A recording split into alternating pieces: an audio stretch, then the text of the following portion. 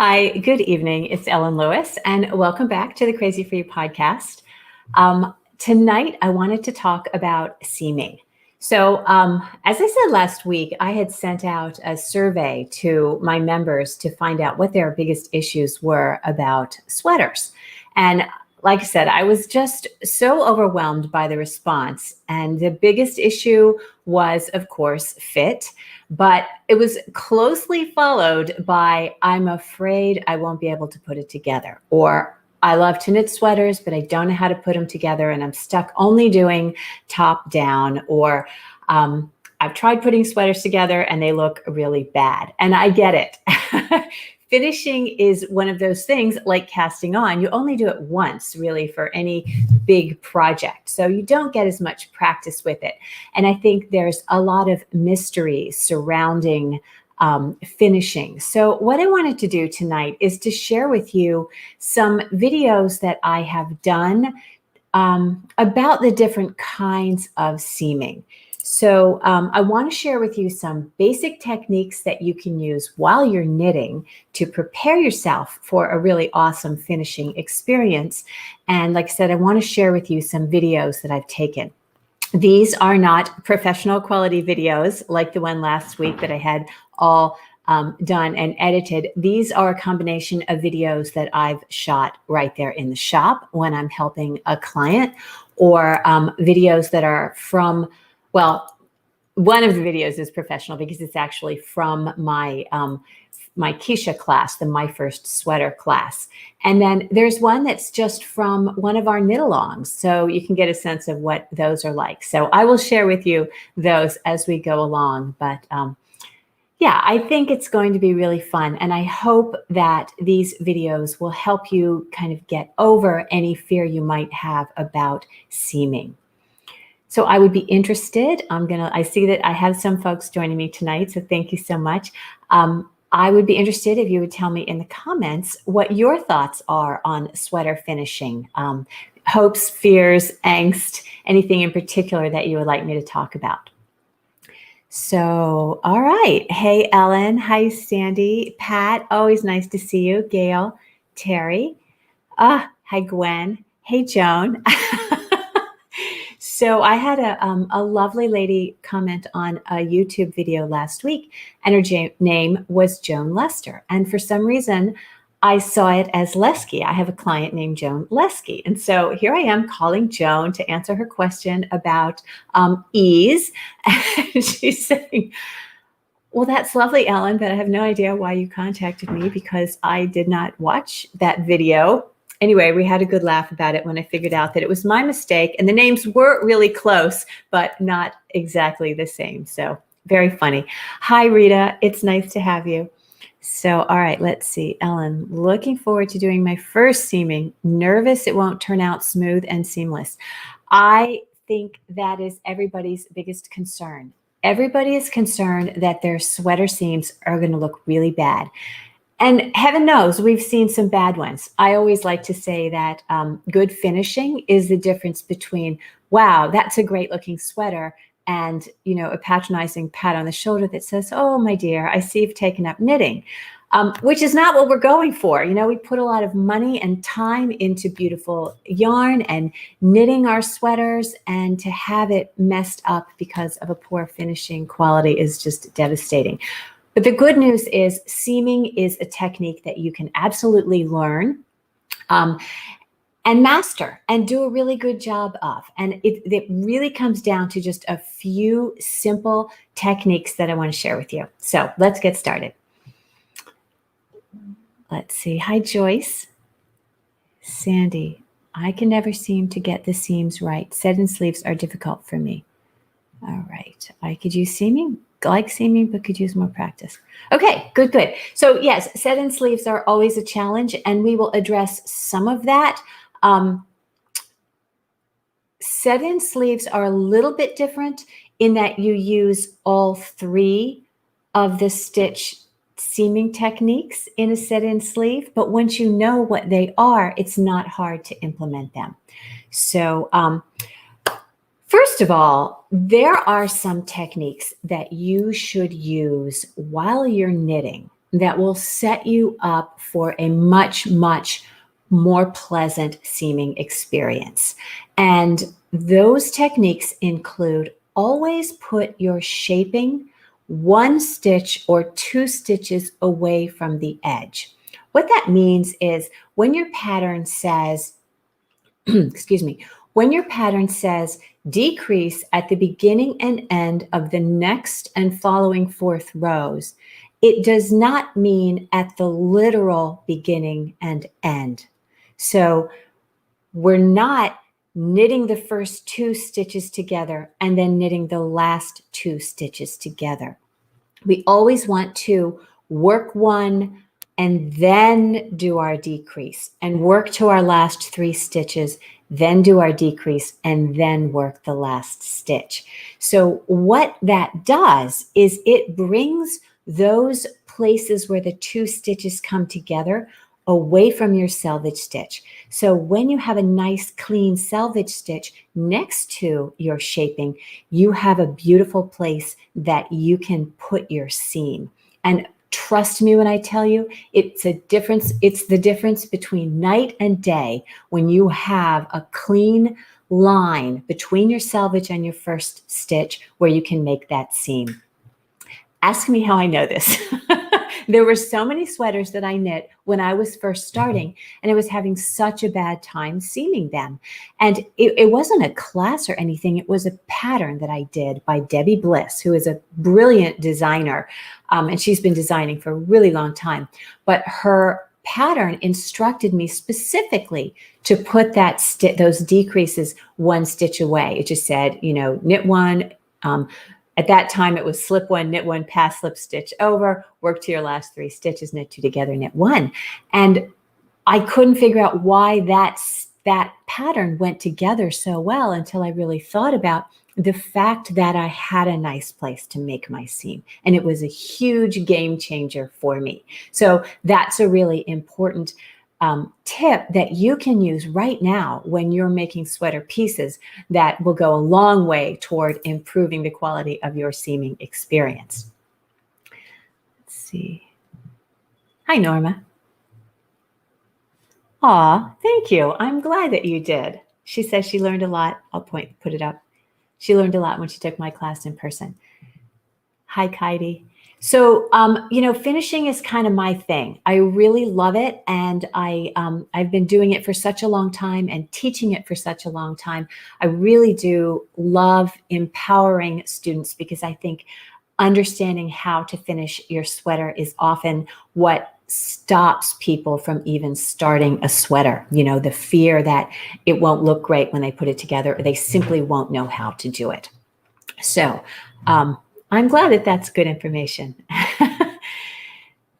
Good. So I think that is just one tip that you can use that will be a huge, like I said, a game changer for you when you go to seam your pieces.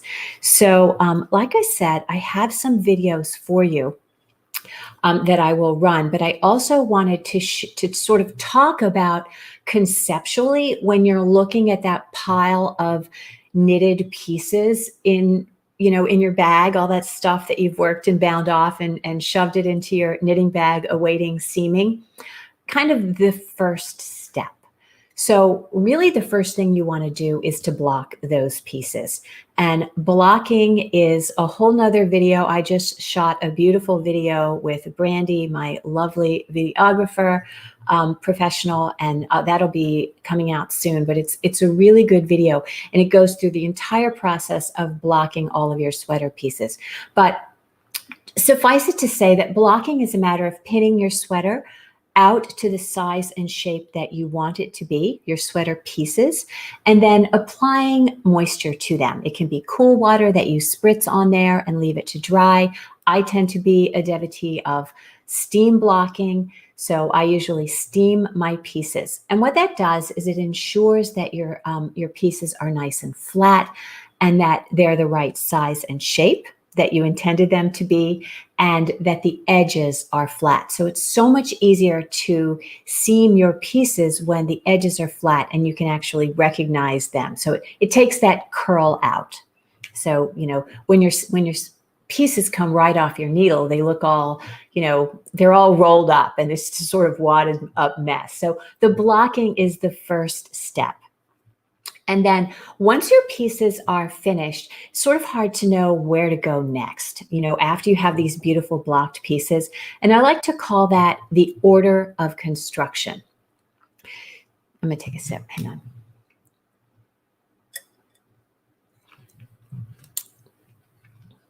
Okay, let's see. I had a question here. Do you wash it to block it? I do not wash it to block it. I block it just with a steam block. I keep it dry and I pin it out. The problem with washing or doing a wet block is that your fabric is so obedient when it's wet.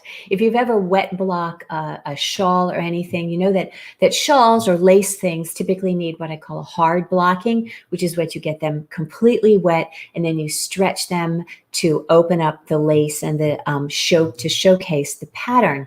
But with a sweater, you're not really looking to do that.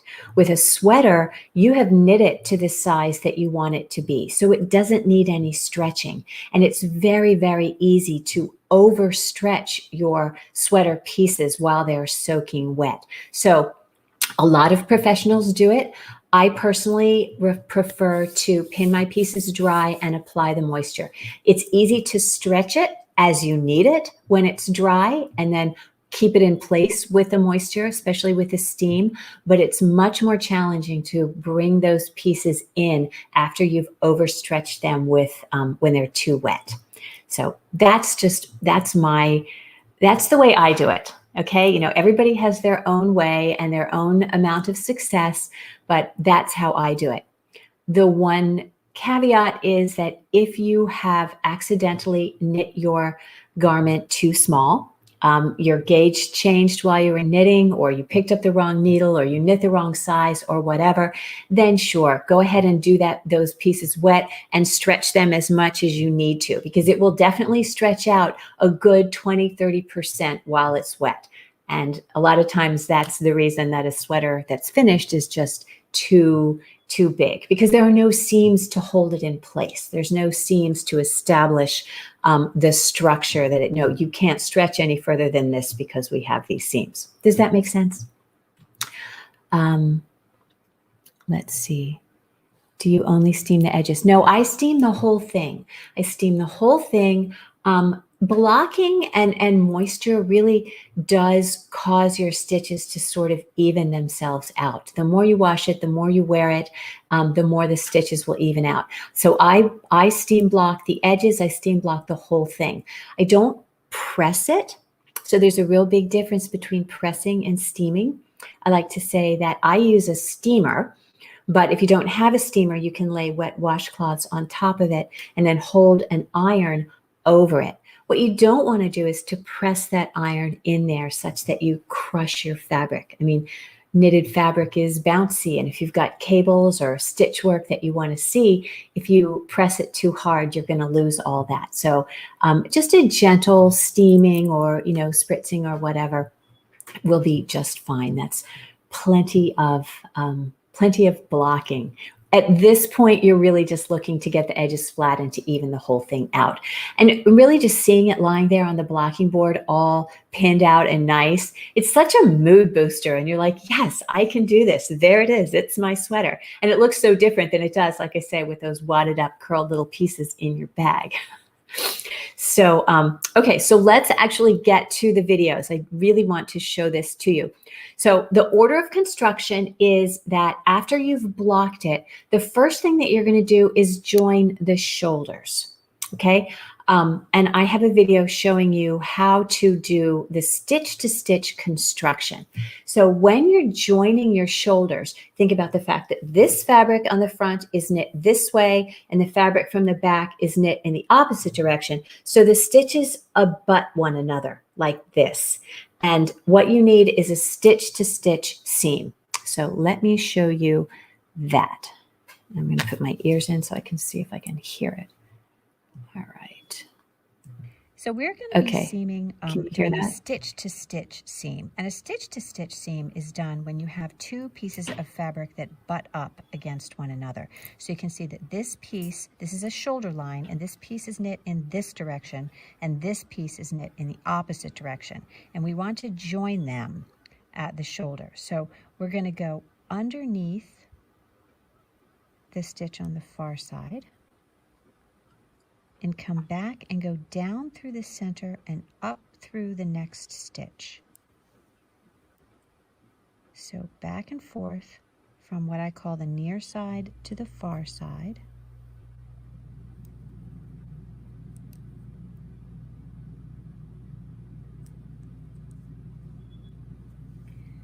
Gathering those stitches. And then when you pull it together, you see it makes a very nice continuous line of stitches for very, very clean little edge. So we're going to be Okay, so do you see how those stitches are worked? So we have the stitches, we have the fabric that's close to us facing in the direction of the knitting, and the fabric that's far away from us, we're seeing it upside down. So we are going in through the center of the stitches and coming up through the center of the stitch next to it on the seam, on the fabric that's close to us. And on the opposite side, we're doing the same thing, but what it appears to be is a whole stitch. So I like to say that you're taking the A and then the V, and then the A and the V. So I hope that that's been helpful. The other one that I wanted to show you was a mattress stitch. So after you've gotten your shoulders joined, the next thing that you would want to do would be to set in your sleeve. So whether you have a raglan sleeve or a set-in sleeve or a drop shoulder, you're still called setting in the sleeve. So really what we're looking at today is a drop shoulder, but it's a similar construction to a set-in sleeve. You're working both stitches and rows together. So when on the shoulder, we have the stitch-to-stitch construction. On the sides, we have a row-to-row construction, and when we're setting in a sleeve, we have the stitch-to-row construction. Now, I want to skip over the sleeve setting in because I want to show you the mattress stitch first, since we are using, as I said, both the stitch-to-stitch and the row-to-row when you do a set-in sleeve. So parts of both of those. So let me get that up. Let's see if I can find that for you.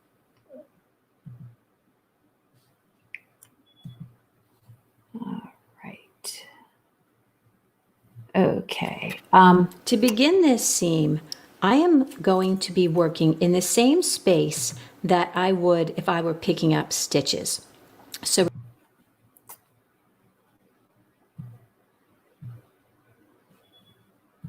okay, so let me say something real quick. At the beginning of that video, I was showing you a darning needle, or the needle that I like. You can use any blunt tipped needle that you like, but I happen to like the one that has a little bit of a bent tip, because when you're seaming, it helps that having that bent tip, it just sort of pops up in between the stitches. And I think it's really, really helpful. So let's go back to that. Sorry. To begin this seam, I am going to be working in the same space that I would if I were picking up stitches. So remember that we have our selvage stitch on the right, and then we have this space in between. This is our next stitch. So I want to insert my needle, and I want to come up through the fabric just to the right of that stitch next to the selvage. So the selvage stitch is over here, and my first attractive stitch is to the left of it. And I'm going to leave about a 6-inch tail here so that I can come back and seam the garter stitch section afterward. Now I've done this on the left side of the fabric, the back of the garment, and now I'm going to come to the front, and I'm going to come up right through that same spot, can you see that here's my stitch that I like the look of, and here is my selvage, which is messier. And I'm going to come up right through the fabric to the left of that first stitch, that attractive stitch, and to the right of my selvage stitch.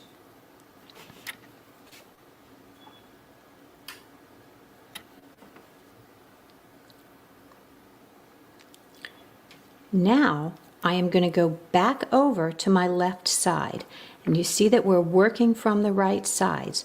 And what I want to do is I want to put my needle back in exactly the same place where the yarn is coming out over here. So you see the yarn is there. I'm going to put my needle right in that exact same spot, and I'm going to come up under one bar. We're going into this hole under that bar, and we're coming up right underneath it. And you see how that bent tip helps the needle to kind of find its way up.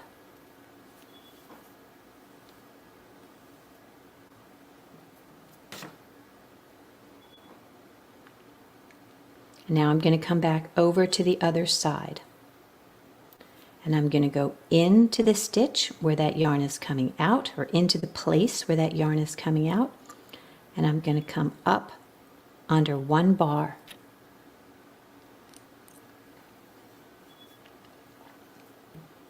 And I'm not pulling this tight. I'm just letting that be a little bit loose so that we can see what we're doing. Again, I'm going back to the other side, and I'm putting my needle in where the yarn came out, right there, and I'm coming up. So my needle is parallel to the column of stitches, and it's coming up underneath that next bar.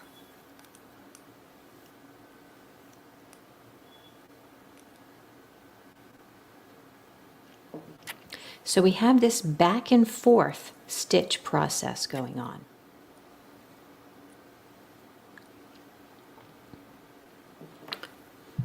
And this is where the magic happens.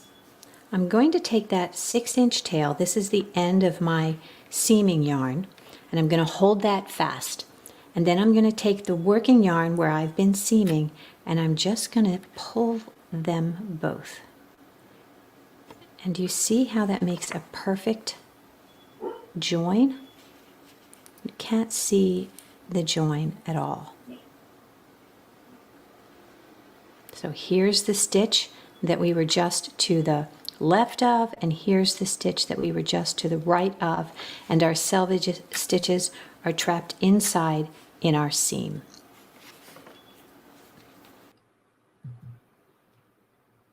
Okay, so a couple things about seaming at all that I should have mentioned. When you're going to seam, you want to do a couple things when you're choosing your seaming yarn. So you're not obligated to use the yarn that you knit your sweater with to seam it. In fact, you probably shouldn't, depending. My goodness. You want to choose, I'm sorry.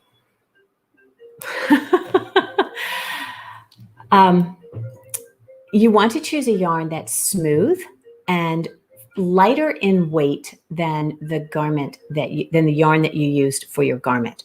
So like if you have knit a chunky sweater, it's perfectly okay to seam that chunky sweater with a fingering weight yarn. You also want to test the tensile strength of that yarn, because as you can see, when we pull it in order to tighten the seam, you put quite a bit of tension on that. And there's nothing more frustrating than having your seaming yarn break. So some yarns are very fragile. Single ply yarns tend to be fragile. Woolen spun yarns tend to be fragile. So before you decide to seam with that yarn, go ahead and give it a good yank. And if you can break it pretty easily, probably want to look for a different yarn to seam your sweater with.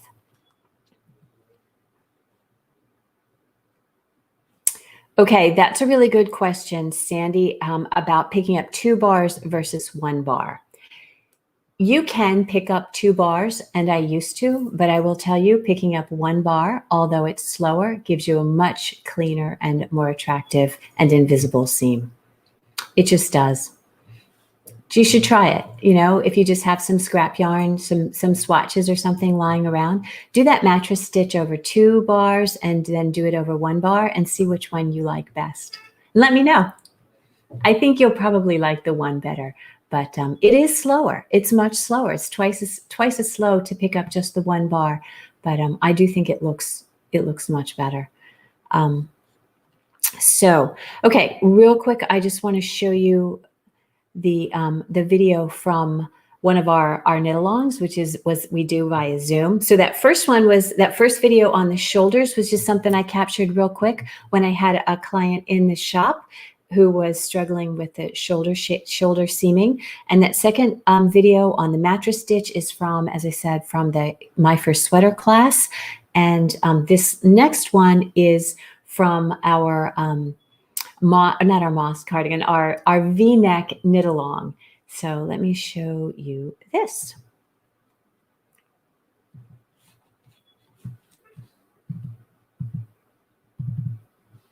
Now, okay, so when you're going to set in a sleeve, whether it's a set-in sleeve or a drop shoulder as this one, you have 3 data points, and it's really important that you just take advantage of those right off and clip them in place. So you know that the top of your sleeve the center of the top of your sleeve is going to go right at your shoulder line. So you see where my arrow is pointing here. You want to clip the center of your sleeve cap to the center of your shoulder line. And then where your sleeve ends, where the armhole begins and the sleeve cap is bound off at the very beginning, those 2 places match. So in a drop shoulder, you see you have the top of the sleeve cap that's going to match some number of inches down where your armhole begins. So those are the 3 data points that you're going to be working from to begin. So I'll let this go. Get to this place and you find that your sleeve cap yes, also is bound off too tightly. Stop, take your bind off out and do it again, because this is going to be a problem for you. You can certainly make it fit, but then it'll be all bunchy right here. You see what I'm saying? If this is too tight and you're trying to fit that in, it's not going to look nice. So that suspended bind off or bind off over a much larger needle is totally going to be your friend. All right. Now my first step, just because I like to put a stake in the ground, is to do as if I were seaming a shoulder. So I'm going to go down in between, down into the center of this stitch. And I'm going to come up through the center of the stitch right next to it. Can you see that?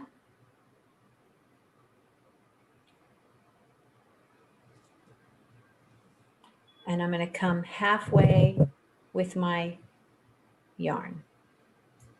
So you notice I'm using a completely different colored yarn here, and you're not going to see it at all. Tail off to this side, to my right.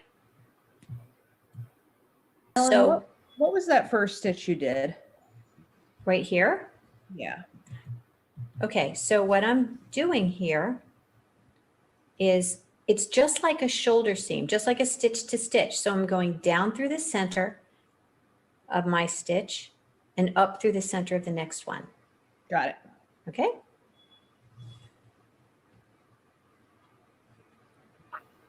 Okay, so at the shoulder, we have fabric that's been knit in this direction, butting up against fabric that's been knit in this direction. And what we want is we want to catch the selvage stitch in our seam. So what we're looking for is the bar that lives right here between our stitches. So this is our selvage stitch along here. Let me see if I can get this a little closer.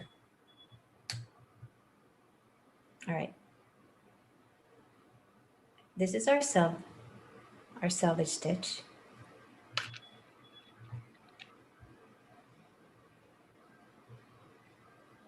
Okay, do you see our selvage stitch here?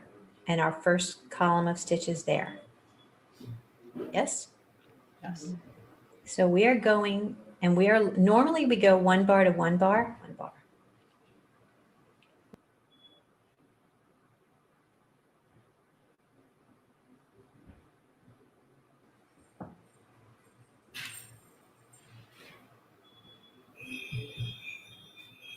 That shoulder seam.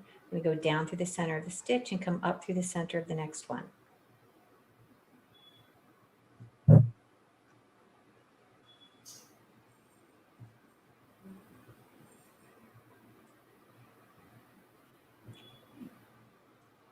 I'm going to pick up 1 bar, 1 bar, 2 bars.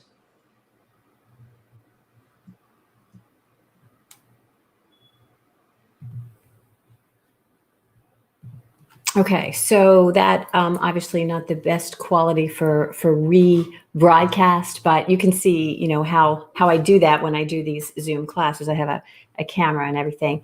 But you see what I'm saying about picking up and setting in the sleeve? How are you doing stitch to row? So you're using both those stitch to stitch techniques and the row to row techniques when you're setting in a sleeve. You're actually going stitch and then you're taking up a row. And remember the relationship between the height of stitches and the width of stitches, it's about 4 to 3. So 3 stitches per 4 rows. And that's why when I'm seaming on the shoulder, on the setting in the sleeve, I'm picking up 1 stitch to 1 bar and then to 1 bar and to 1 bar and then to 2 bars. So that gives you that 3/4 relationship so that it lies evenly. I hope that makes sense. And I hope it hasn't confused you too much. But I also hope that this has been pretty helpful for you in terms of the kinds of seams that you use to put a sweater together and the order of construction. Honestly, it takes a long time to really master, but if you just kind of take your time. I always say you didn't knit it in a week. You're not going to finish it in an hour. It's going to take some time to do those seams. So be patient with yourself while you're learning, but just remember that you're working in that section between your selvage stitch and your first stitch. And you're just going to keep that line right there. And then with your stitch to stitch, you're going from the near side to the far side, and you're taking the 2 halves, you're going down through the center of the stitch and up through the center of the stitch just next to it on each side. Let's see, Pat. Why work your seaming from the center edge? Why don't you work the edge first? Okay, that's a really good question. You can do it both ways. You can absolutely work from one side to the other, but I like to do it that way simply because I know that when I start there in the center, that my center is going to be just right. And if there's any difference that needs to be eased out, I'd rather have that easing out happen at the underarm than at the top of my shoulder where it's highly visible. So even if I'm setting in a sleeve, sometimes I'll work from top down.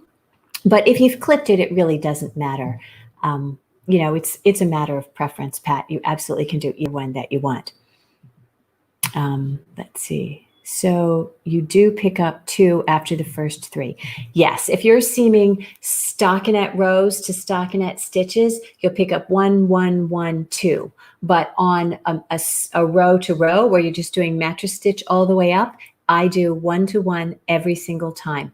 The only time I will do 2 stitches is if I'm seeing that the fabric maybe is a little longer on one side, then I will pick up 1, 1, 1, 2, 1, 1, 1, 2 until it kind of evens itself out. But that's a really good question. Let's see. Good. All right. Well, I'm glad that this was helpful. And next time we are going to be talking about those difficult pattern instructions and how to interpret and understand those. So thank you guys so much for joining me. I look forward to seeing you next time. I'm glad that you learned a lot. I hope that you learned a lot. So anyway, if you like the video or the live, please give it a like. You can feel free to share it with anybody you like. And I hope to, I'm on a mission, to create an army of confident, competent knitters making beautiful sweaters that they love to wear. So thanks so much. Talk to you soon. See you next week.